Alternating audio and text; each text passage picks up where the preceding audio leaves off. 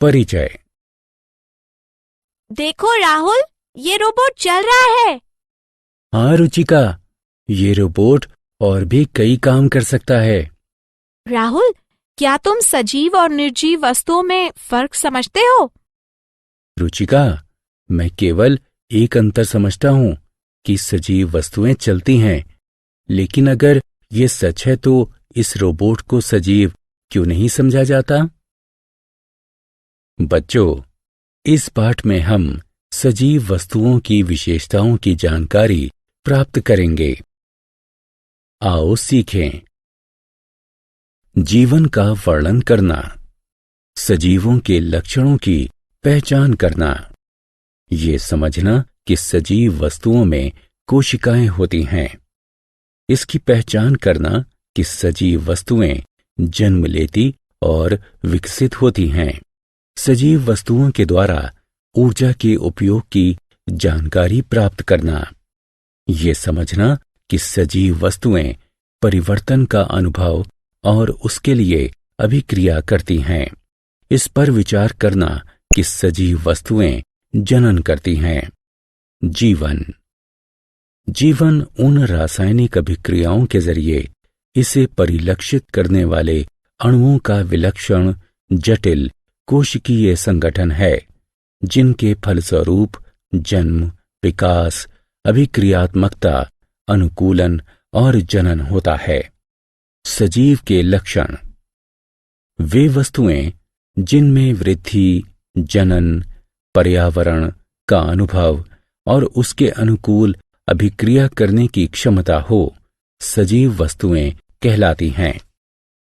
पेड़ पौधे और पशु दोनों सजीव हैं, इसलिए जीव विज्ञान में पेड़ पौधों यानी वनस्पति विज्ञान और पशुओं यानी जंतु विज्ञान दोनों का अध्ययन किया जाता है।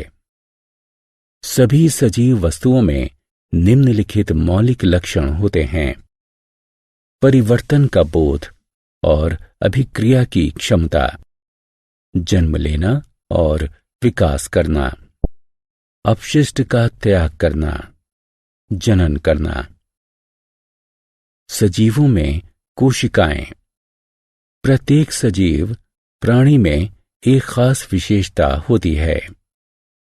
इसे दो या दो से अधिक भागों में विभाजित नहीं किया जा सकता है। किसी सजीव प्राणी का शरीर एक या एक से अधिक कोशिकाओं का बना होता है। कोशिकाओं को जीवन का संरचनात्मक एवं कार्यात्मक एकक माना जाता है। कोशिकाएं जीव द्रव्य अथवा सजीव पदार्थ से बनी होती हैं। शरीर की सभी क्रियाएं और जीवन के गुणधर्मों का कारक जीव द्रव्य होता है। कुछ सजीव प्राणी केवल एक कोशिका से बने होते हैं, जैसे अमीबा, पैरामीशियम। इन्हें एक कोशिकीय कहा जाता है। वे जीव जो अनेक कोशिकाओं से बने होते हैं बहुकोशिकीय कहलाते हैं। सजीव प्राणियों का जन्म और विकास, सभी सजीव बढ़ते तथा विकास करते हैं। सजीव में बढ़त नए जीव द्रव्य के आकार, भार एवं संश्लेषण में वृद्धि के कारण होती है। पशुओं का विकास एक निश्चित आयु तक होता है, जबकि पेड़ पौधे जीवन पर्यंत बढ़ते रहते हैं। सजीव प्राणियों द्वारा ऊर्जा का उपयोग, न केवल शरीर के विभिन्न क्रियाकलापों के लिए, बल्कि उत्क्रम माप यानी किसी प्रणाली में विकार या रोग की सीमा को नियंत्रित रखने अथवा गड़बड़ी को दूर करने के लिए भी सजीव प्राणी को निरंतर ऊर्जा की आवश्यकता पड़ती है। भोजन ऊर्जा का स्रोत होता है।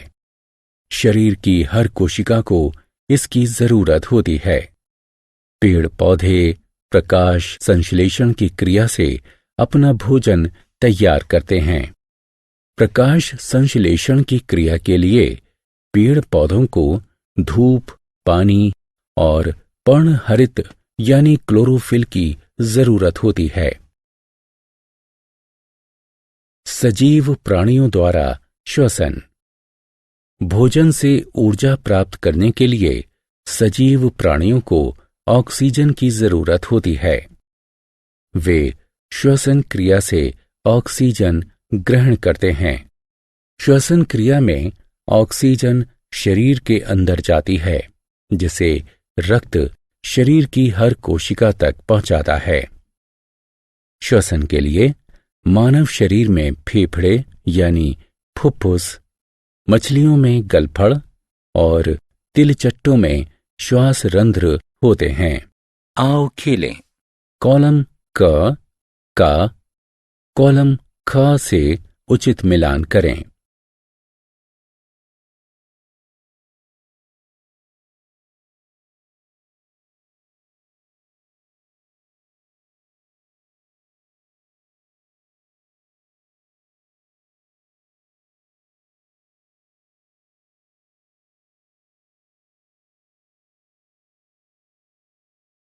सजीव प्राणियों में परिवर्तन के अनुभव और अभिक्रिया की क्षमता। चेतना आसपास के वातावरण को समझना और उद्दीपन से अभिक्रिया करना कहलाती है। किसी प्राणी अथवा अवयव की उद्दीपन से अभिक्रिया करने की क्षमता सुग्राहिता यानी संवेदनशीलता कहलाती है। सजीव प्राणी में जनन। बच्चे बढ़ते और प्रौढ़ होते हैं। उनमें अपने ही जैसे शिशुओं को जन्म देने की क्षमता का विकास होता है। जीवन की उत्पत्ति पूर्ववर्ती जीवन से होती है। हमने क्या चर्चा की? संसार में दो प्रकार की संरचनाएं हैं, सजीव और निर्जीव। सजीव प्राणी जटिल तत्व हैं।